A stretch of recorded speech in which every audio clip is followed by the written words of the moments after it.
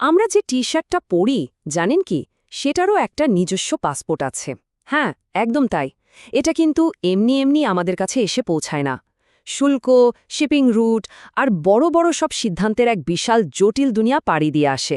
চলুন আজ আমরা এই পুরো গ্লোবাল গেমটাকে কন্ট্রোল করে যে প্লেবুকটা সেটাকে একটু খুলে দেখি। তো এই পুরো ব্যাপারটার একটার সাথে আরেকটার যোগসূত্রটা কোথায়? আচ্ছা, আমরা শুরু করব একদম খেলার বেসিক নিয়ম কানুন দিয়ে।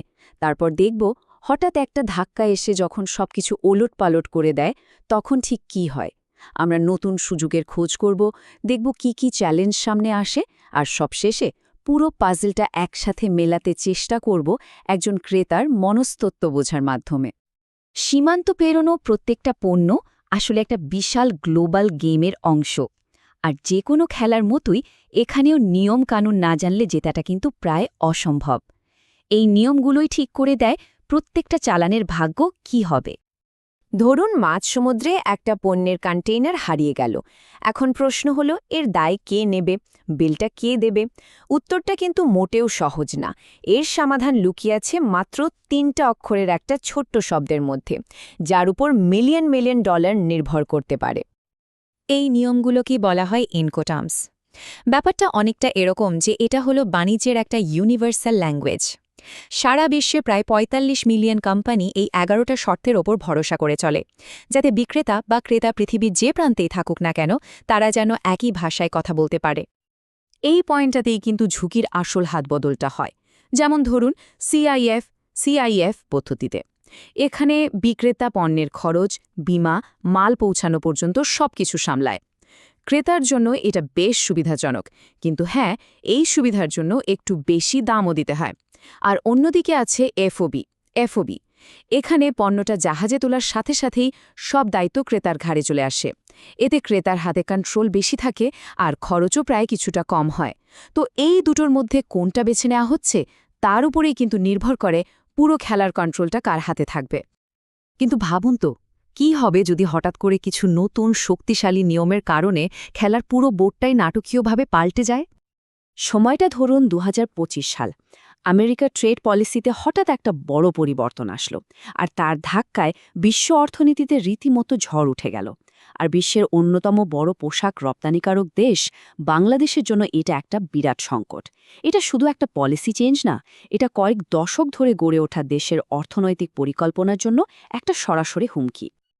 আমেরিকার বাজারটা বাংলাদেশের অর্থনীতির, বিশেষ করে তৈরি পোশাক শিল্পের জন্য একদম মেরুদণ্ডের মতো। দেশটিতে শুধু গার্মেন্টস রপ্তানি হয় প্রায় $৮.৬৯ বিলিয়ন।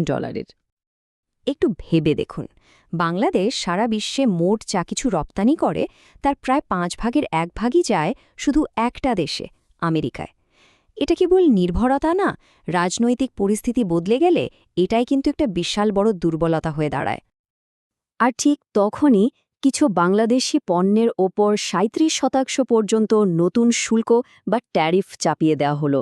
এটা কিন্তু শুধু একটা ট্যাক্স না, এটা হলো দেশের অর্থনীতির মূল ইঞ্জিনের ওপর একটা সরাসরি আঘাত, যা কয়েক দশকে কষ্ট করে তৈরি করা প্রতিযোগিতার বাজারটাকে এক মুহূর্তেই শেষ করে দিতে পারে।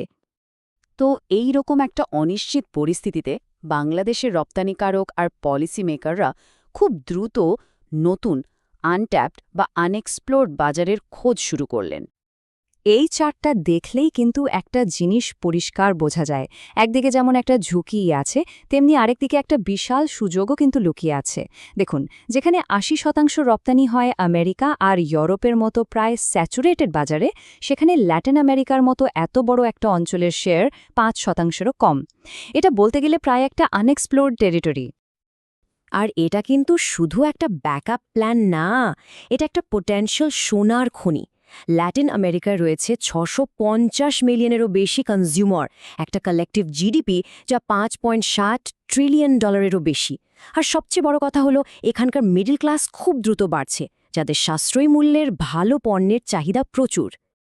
তবে হ্যাঁ, একটা নতুন বাজারে ঢোকা অনেকটা নতুন একটা মহাদেশ আবিষ্কার করার মতো। এখানে যেমন অনেক সম্পদ পাওয়ার সম্ভাবনা থাকে, তেমনি পথে অনেক বাধাও কিন্তু থাকে।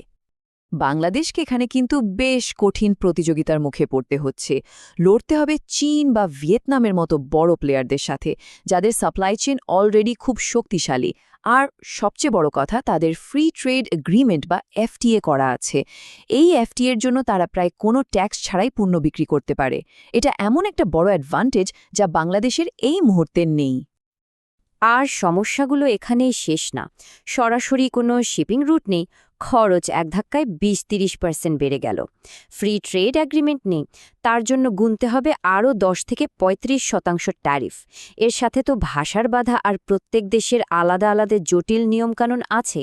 ফলে কি হচ্ছে, বাংলাদেশের সবচেয়ে বড় যে সুবিধাটা ছিল, কম দামে পণ্য দেওয়া, সেটা দোকানে পৌঁছানোর আগেই প্রায় হারিয়েই যাচ্ছে। কিন্তু চলুন, বিশ্ব রাজনীতি, লজিস্টিক্স এই সব কিছুর পরেও দিনের শেষে সাফল্যটা কিন্তু নির্ভর করে একটা মাত্র জিনিসের ওপর। যে মানুষটা কড়াই থেকে জিনিসটা কিনছে তাকে ঠিকঠাক বুঝতে পারা। আচ্ছা, চিলির একজন ক্রেতা কেন একটা গ্রিন বা পরিবেশবান্ধব প্রোডাক্ট কেনেন? দাম কম বলে, নাকি বন্ধুবান্ধবের চাপে? একটা ইন্টারেস্টিং রিসার্চ এই সিদ্ধান্তের পেছনের সাইকোলজিটা খুঁজে বের করেছে, আর উত্তরটা কিন্তু বেশ অবাক করার মতো। দেখা গেছে, এই ক্রেতাদের জন্য পরিবেশ বান্ধব জিনিস কেনার সিদ্ধান্তটা আসলে খুবই ব্যক্তিগত একটা ব্যাপার। এর পেছনে মূলত দুটো জিনিস কাজ করে। প্রথমটা হলো পারসিভড কন্ট্রোল, মানে আমি এটা করতে সক্ষম, এই বিশ্বাসটা। আমার কাছে রিসোর্স আছে, সময় আছে, আর পণ্যটা কেনার সুযোগও আছে। এটাই ১ নম্বর ফ্যাক্টর। ২ নম্বর হলো অ্যাটিটিউড বা মনোভাব, মানে পরিবেশ রক্ষার ব্যাপারে তাদের নিজেদের পজিটিভ ফিলিংস। আর সবচেয়ে অবাক করা ব্যাপার হলো, এক্ষেত্রে বন্ধু বা পরিবারের সোশ্যাল প্রেশারটা প্রায় কোনো কাজই করে না। তাহলে শিপিংয়ের নিয়মকানুন থেকে শুরু করে রাজনৈতিক ধাক্কা আর ক্রেতার মনস্তত্ত্ব, এই সবগুলোকে একসাথে করলে আধুনিক বাণিজ্যের প্লেবুকটা আসলে দেখতে কেমন হয়? আধুনিক বাণিজ্যে সফল হতে হলে এমন একটা মাল্টিলেয়ার্ড স্ট্র্যাটেজি দরকার, যা জিওপলিটিক্স, লজিস্টিক্স আর হিউম্যান সাইকোলজিকে এক সুতোয় বাঁধতে পারবে।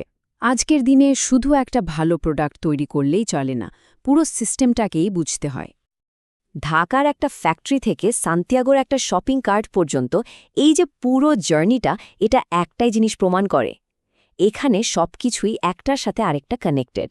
আর তাই আধুনিক ট্রেডের প্লেবুকটা বেশ পরিষ্কার। প্রথমত, ইনকোটার্মসের মতো বেসিক নিয়মগুলো ভালোভাবে জানতে হবে।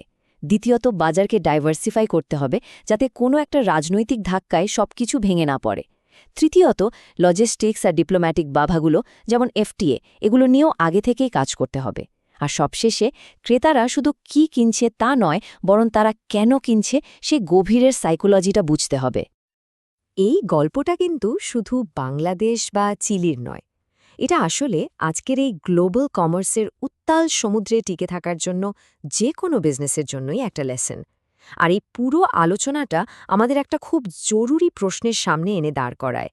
এই যে পৃথিবীটা ক্রমাগত বদলাচ্ছে, এখানে টিকে থাকার জন্য নিজেদের বাজারকে বিভিন্ন দিকে ছড়িয়ে দেওয়াটাই কি একমাত্র সত্যিকারের সেফটি নেট?